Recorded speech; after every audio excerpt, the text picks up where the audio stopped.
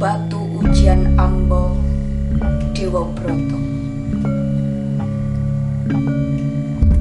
Usai pasang giri Giantipuro, Dewi Ambo, Ambiko dan Ambiki merajut hari bulan, meniti terjal nasib putri boyongan, mengiring seorang kesatria pulang dengan wajah tengadah, menggenggam 3 permata, pangkal muasal sejarah.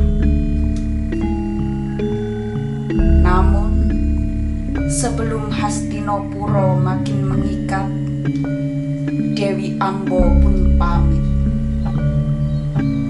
Raden Dewa Broto, hamba adalah kekasih Prabu Citromuko, Raja Srawantipuro, jauh sebelum sayembara dibuka.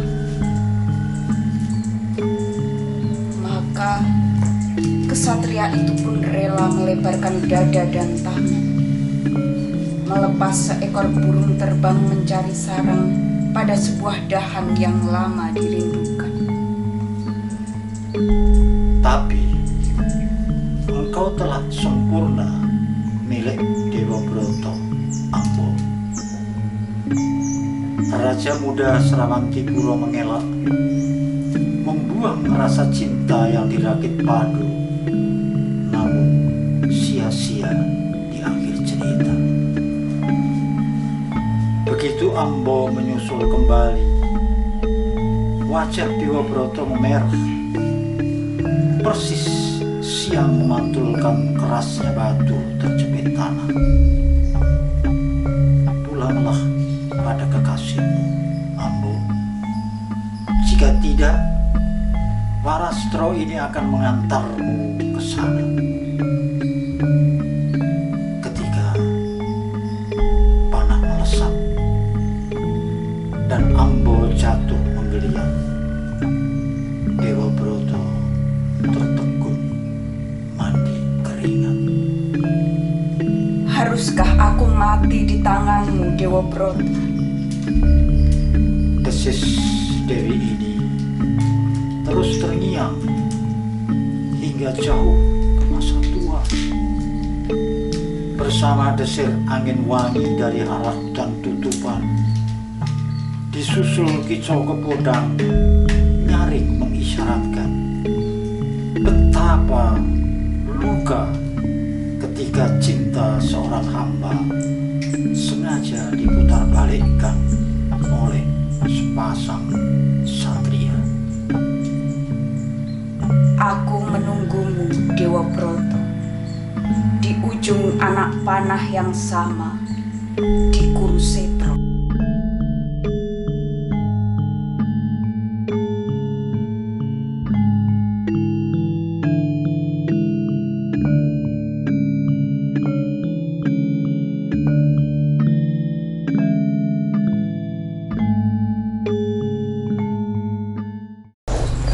Berikutnya adalah antologi puisi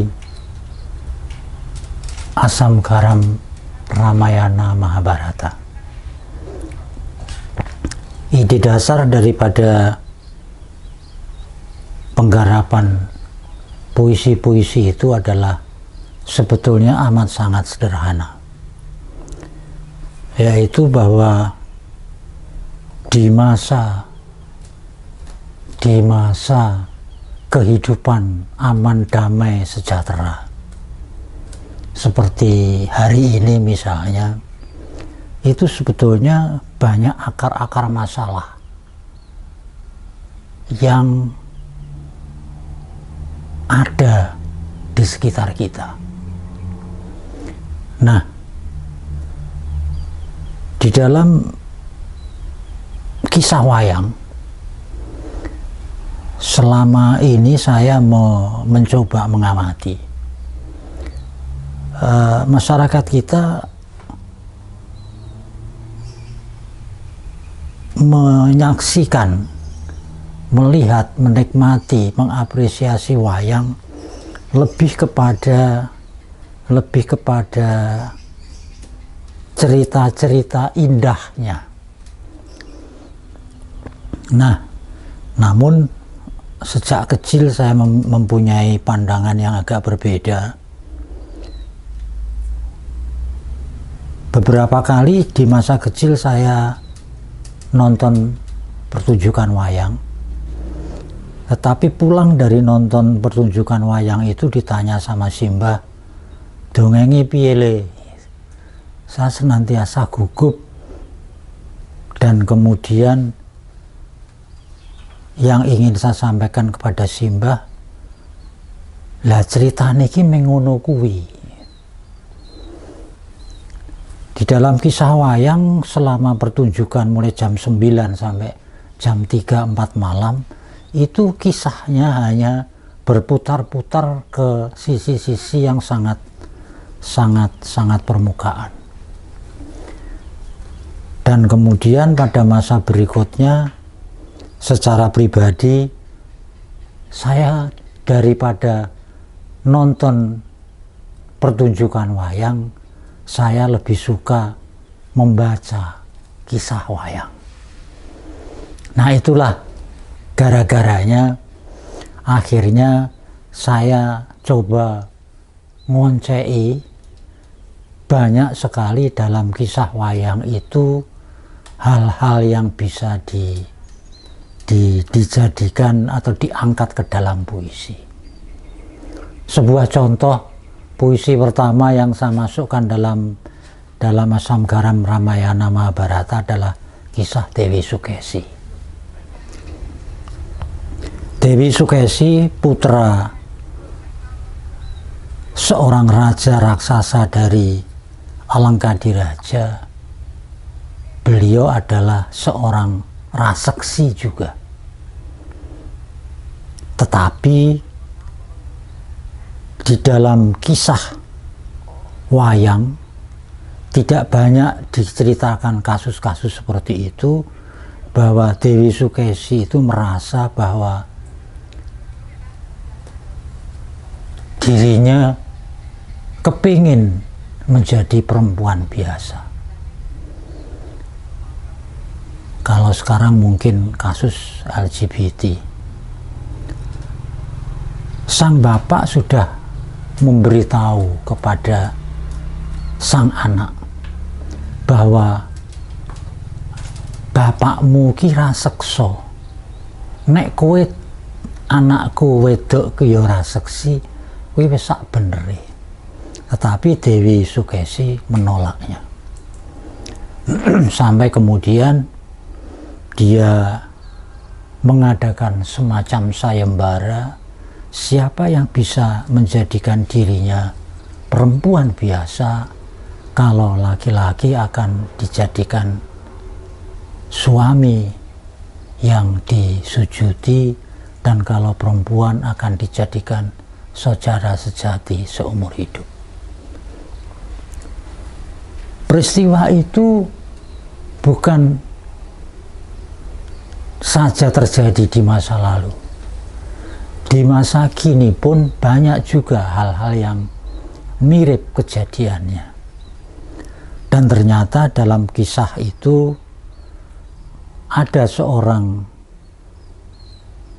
tokoh Resi Wisrawa yang bisa menyembuhkan, mengubah Dewi Sukesi menjadi perempuan biasa. Meskipun sebetulnya Resi Wisrawa hanya mengikuti kehendak anaknya Wisrawana yang sebetulnya ingin mengikuti sayembara. Tetapi sang bapak melarangnya, kamu tidak akan bisa menyembuhkan, mengubah Dewi Sukesi. Makanya sang bapak yang akan melakukan itu. Ternyata lewat sebuah ajian yang sangat terkenal di Jawa, dia bisa mengubahnya menjadi perempuan biasa. Celakanya, pada waktu Dewi Sukesi sudah berubah menjadi perempuan biasa, Resi Wisrawa mengatakan bahwa dia akan dijodohkan dengan anaknya Wisrawana, dan Dewi Sukesi menolaknya karena yang bisa mengubah dirinya adalah Resi Wisrawa sang bapak, bukan anaknya. Resi Wisrawa pun akhirnya dengan kebingungan yang dalam mengikuti kehendak Dewi Sukesi, sampai kemudian muncul konflik dengan Jambu Mangli yang sebetulnya sangat mencintai Dewi Sukesi. Terjadilah perang tanding yang membuat dia sangat bermasalah karena Jambu Mangli ngunek-uneknya terus dan akhirnya bisa dibunuh oleh Resi Wisrawa. Akhirnya sesudah Wisrawana ngoyak ke Alengkodiraja dan akhirnya dipisah oleh Bathara Narada, Resi Wisrawa akhirnya menikah dengan Dewi Sukesi. Anehnya, walaupun Dewi Sukesi sudah menjadi perempuan biasa, anak pertamanya lahir laki-laki dan berwujud raksasa, dan menjadilah yang akhirnya dipasrai sebagai raja di Alengkodiraja. Anak pertama raksasa, anak kedua juga sama raksasa, Kumbakarna, anak ketiga juga raseksi, raksasa perempuan, Sarpakenaka, dan konon pada waktu itulah Dewi Sukesi dan Wisrawana bertobat kepada Dewata dan memohon karena dia merasa keliru mengubah dirinya dari kodrat yang ditetapkan oleh Dewata, dan akhirnya diberi ampunan oleh Dewata. Lahirlah anak keempat yang berwujud kesatria, Gunawan Wibisana. Jadi ada anak, meskipun mereka sudah, Dewi Sukesi sudah berwujud perempuan biasa, anak persamanya adalah Dasamuka yang raseksa, kedua Kumbakarna juga raseksa, yang ketiga Sarpakenaka juga raseksa, yang itu semuanya adalah sebetulnya merupakan hukuman karena dia berani mengubah kodrat yang sudah ditetapkan Dewata kepadanya. Nah, dari sana tampak sekali bagaimana petunjuk atau nasihat, jangan coba-coba mengubah kodrat yang sudah diberikan oleh alam semesta. Yang kedua, dari kasus Ramayana, konflik. Ternyata di Ramayana ada sebuah konflik yang sudah terjadi sejak masa kanak-kanak.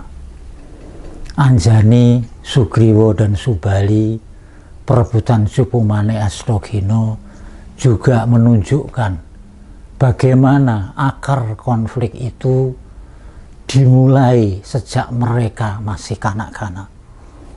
Ada kekeliruan-kekeliruan bagaimana orang tua mengurus anak-anaknya, bagaimana sang ibu apakah betul dia tidak melakukan perselingkuhan dengan Bathara Surya, bagaimana Resi ayahnya yang kemudian, nah dalam kisah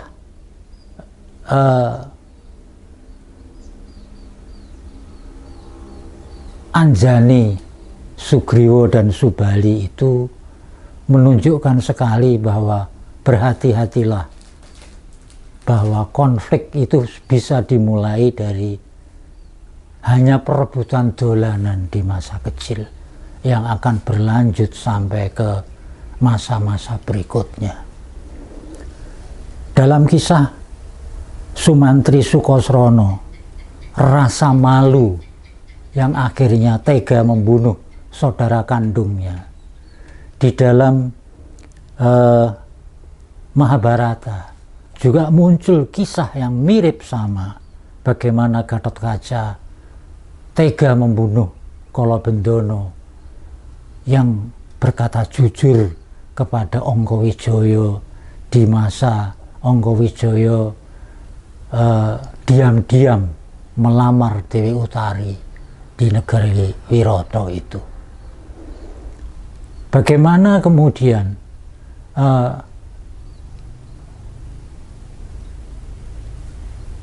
Raden Ramawijaya, kasus di Ayodhyapala yang kemudian ada geger karena Dewi Kekayi kepingin anaknya jadi raja dan Barata menolaknya, kemudian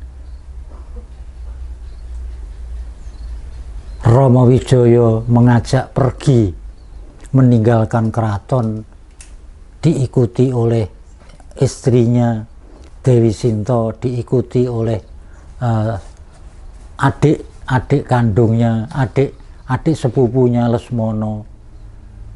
Mengapa dia membawa istri justru tinggal di hutan belantara? Sebuah kekeliruan yang amat sangat keliru sekali. Harusnya dia tidak membawa istri ke hutan belantara yang mengakibatkan akhirnya dicuri oleh Rahwana dalam peristiwa-peristiwa yang seperti itu. Nah, ada banyak sekali konflik-konflik yang ada di dalam kisah wayang yang di dalam puisi itu sebetulnya isinya adalah Asam Garam Ramayana Mahabharata, adalah isinya adalah petikan-petikan konflik. Ada peristiwa-peristiwa yang sangat ruwet. Kasus Pandawa sama Kurawa. Kalau misalnya negeri Hastinapura dibagi dua, separuh untuk Kurawa dan separuh untuk Pandawa, rasanya juga tidak adil. Karena Pandawa hanya 5 orang dan Kurawa 100 orang. Mengapa Hastinapura tidak dibagi 105? Nah, hal-hal yang seperti ini saya mencoba memandangnya kisah-kisah wayang itu dari pandangan-pandangan yang kekinian. Ada hal-hal yang pada masa kini perlu diperhatikan.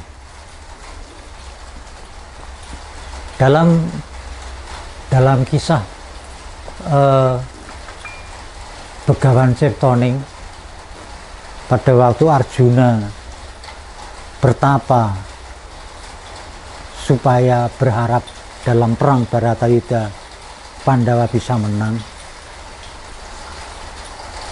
beliau kedatangan Bathara Narada. Bathara Narada mengatakan, Dewa akan mengabulkan 3 permintaanmu kepada Dewata. Permintaan yang pertama, Arjuna mengatakan menang dalam Baratayuda, diizinkan.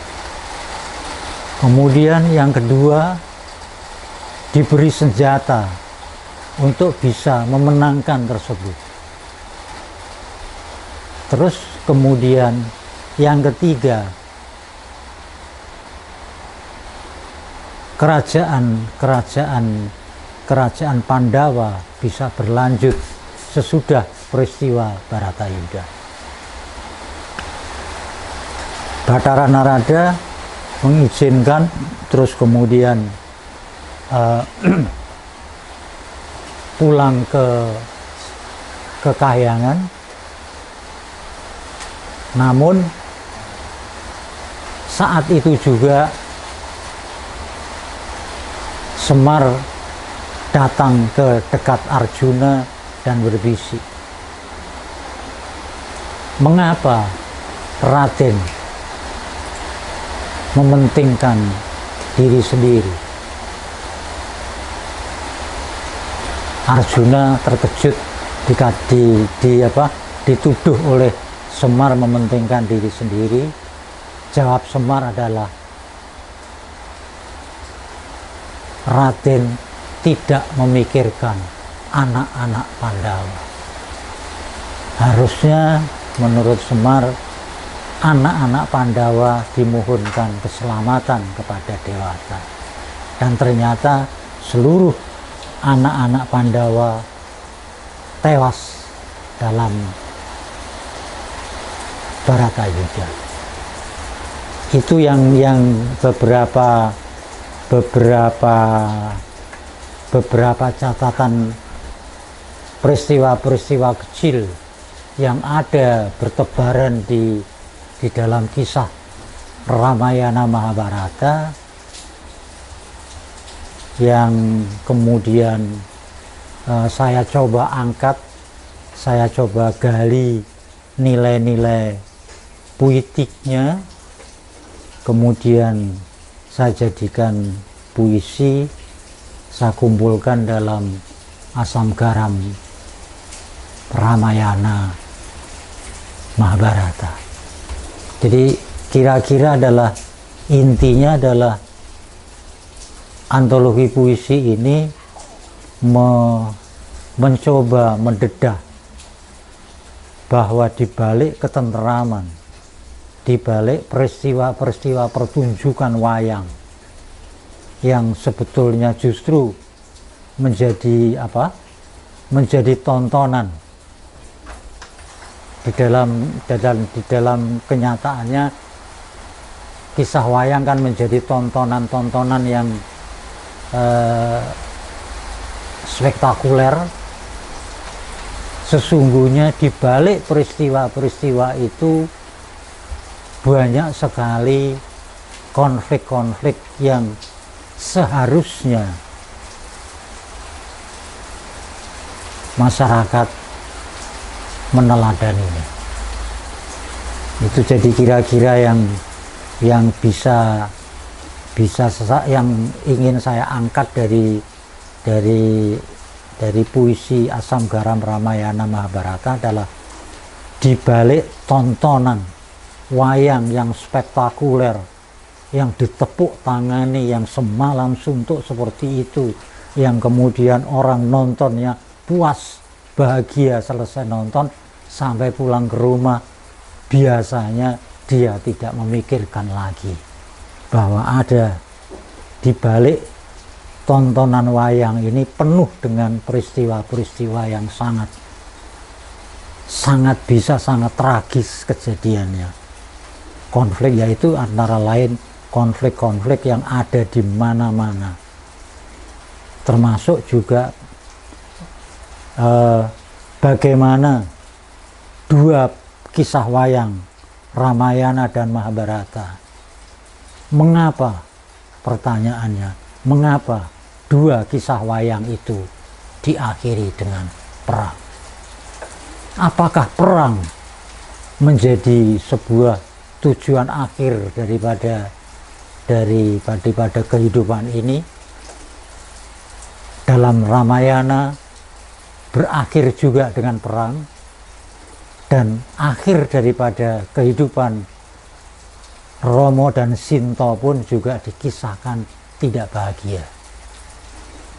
Dalam kasus Mahabharata, selesainya Bharatayuda juga tidak terjadi kebahagiaan yang sangat menonjol, misalnya munculnya pemerintahan Pariksit, tetapi yang terjadi adalah selesainya Bharatayuda, kisah wayang Mahabharata juga selesai. Jadi ada yang sekali lagi yang ingin saya sampaikan adalah mari kita cari akar-akar konflik di dalam kisah wayang ini yang harusnya menjadi pedoman, menjadi simpanan kita untuk kita gunakan dalam perjalanan hidup kita